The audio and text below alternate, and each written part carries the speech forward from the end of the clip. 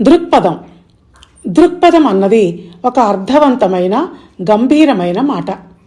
దీని అర్థం ఏమిటంటే, దృక్ అంటే దృష్టి, పథం అంటే మార్గం.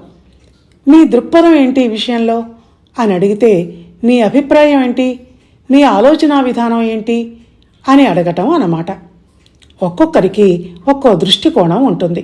అంటే ఒకే వ్యక్తిని, ఒకే వస్తువును, ఒకే సిద్ధాంతాన్ని ఒక్కొక్కరు ఒక్కో యాంగిల్లో చూస్తారు. వాళ్ళ ఆసక్తిని బట్టి, వాళ్ళకు ఆ రంగంలో ఉన్న నైపుణ్యాన్ని బట్టి. కొంతమందిది వ్యక్తి కోణం అయితే మరికొంతమందిది సమాజ కోణం.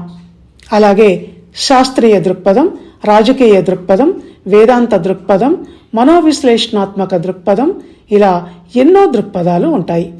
అలాగే ఈజమ్స్ కూడా, అంటే వాదాలు.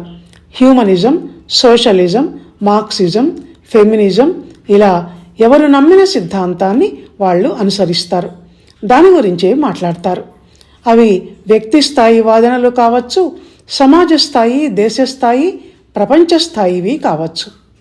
ఊహ తెలుస్తున్న వయసులో ఒక అబ్బాయి లేక అమ్మాయి తన బ్రాటప్ని బట్టి, తన ఇంటి వాతావరణం, ఇంటా బయట తను వింటున్న భావజాలం, వీటిని అనుసరించి ఒక విషయం మీద ఒక అవగాహనను కలిగి ఉంటాడు. తర్వాత దానికి సంబంధించిన సమాచారాన్ని, భావజాలాన్ని పెంపొందించుకుంటూ ఉంటాడు.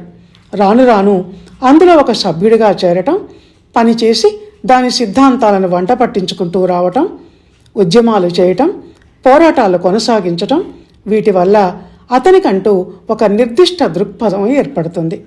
అంటే అతని దృష్టికి ఒక మార్గం దృగ్గోచరం అవుతుంది.